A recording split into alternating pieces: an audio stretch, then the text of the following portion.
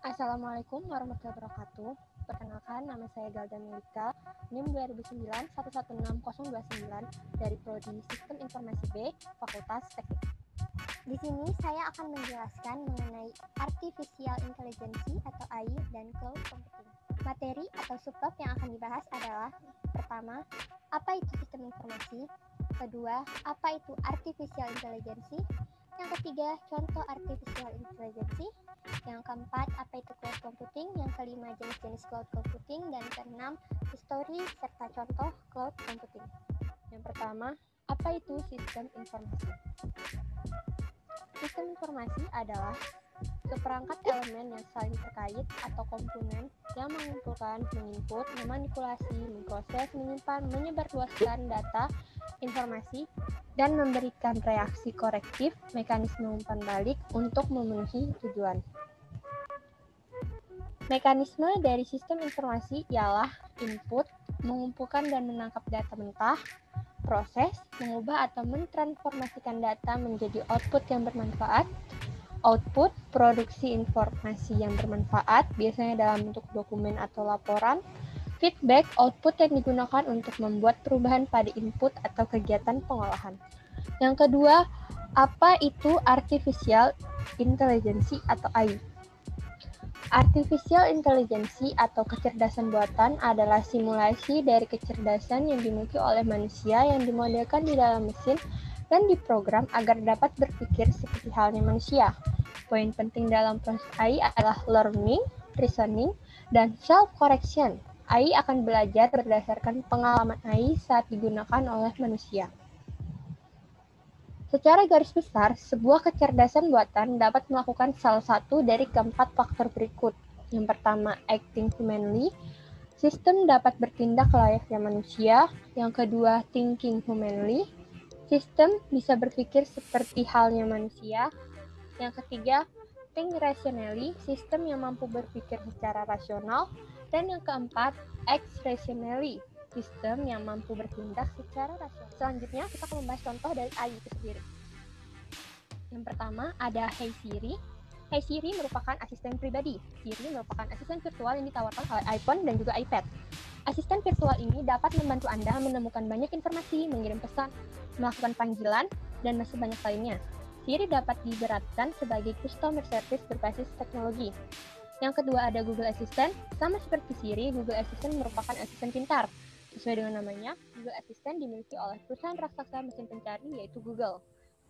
Anda bisa mendapatkan informasi apapun cukup dengan mengatakan "Oke Google" dan diikuti dengan kata-kata yang berhubungan dengan informasi yang Anda butuhkan. Lalu yang ketiga ada si robot Sophia. Sophia adalah sebuah robot humanoid yang dikembangkan oleh Harrison Robotics yang dirancang untuk memberikan jawaban berbagai pertanyaan dan telah diwawancarai di seluruh dunia. Setelah membahas mengenai Artificial Intelligence atau AI, selanjutnya kita akan membahas mengenai Cloud Computing. Apa itu Cloud Computing?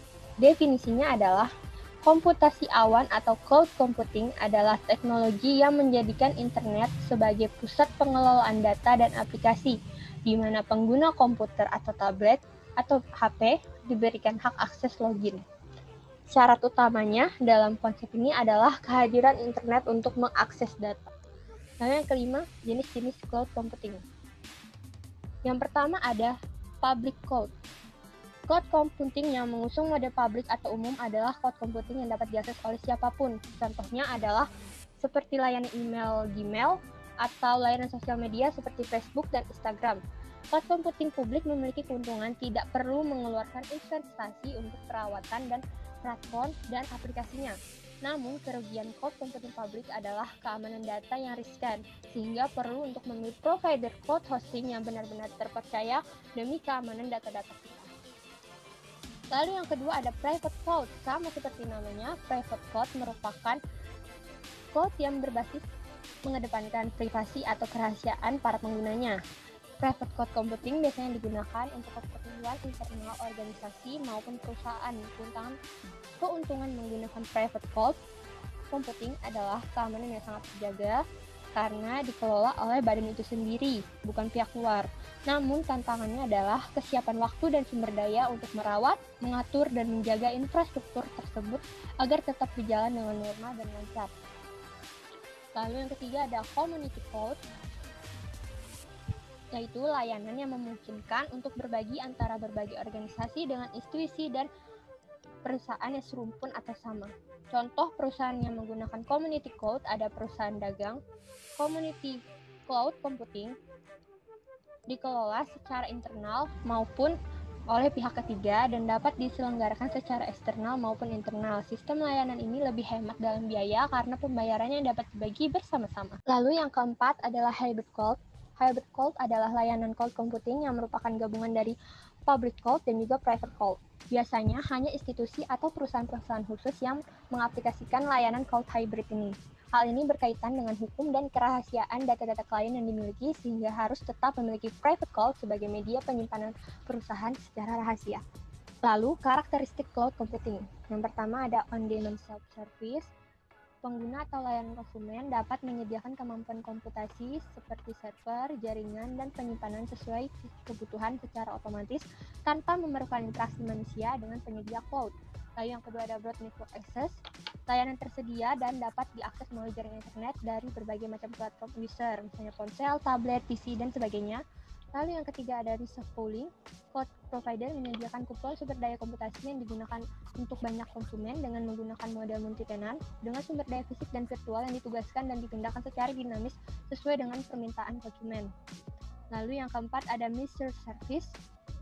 Sistem cloud ini secara otomatis mengontrol dan mengoptimalkan penggunaan sumber daya dengan memanfaatkan kemampuan pengukuran pada beberapa tingkat abstraksi yang sesuai dengan jenis layanan.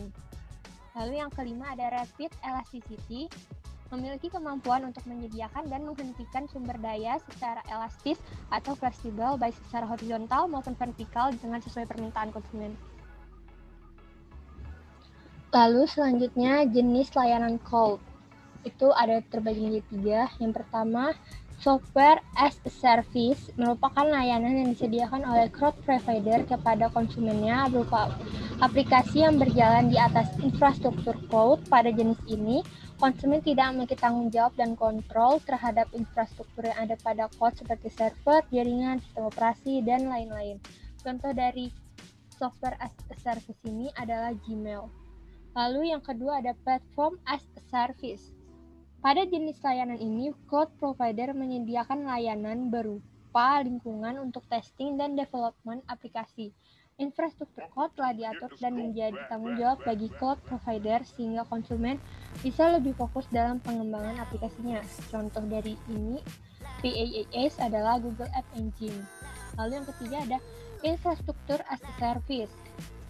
Merupakan layanan yang paling fleksibel bagi konsumen dalam membangun dan mengatur infrastrukturnya sendiri. Pada jenis ini, konsumen bisa dengan bebas menentukan sumber daya yang diperlukan dalam membangun infrastrukturnya sendiri. Sementara cloud provider bertanggung jawab atas manajemen hardware dan perawatannya. Contoh dari IaaS adalah Google Compute Engine. Lalu yang keenam ada history dan contoh cloud.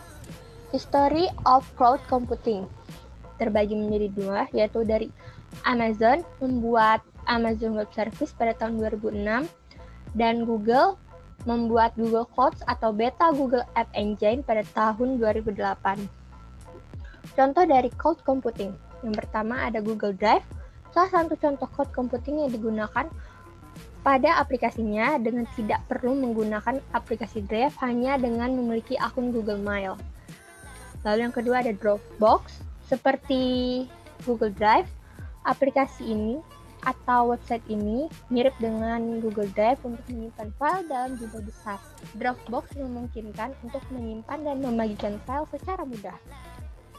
Kelebihan dan kekurangan dari cloud computing.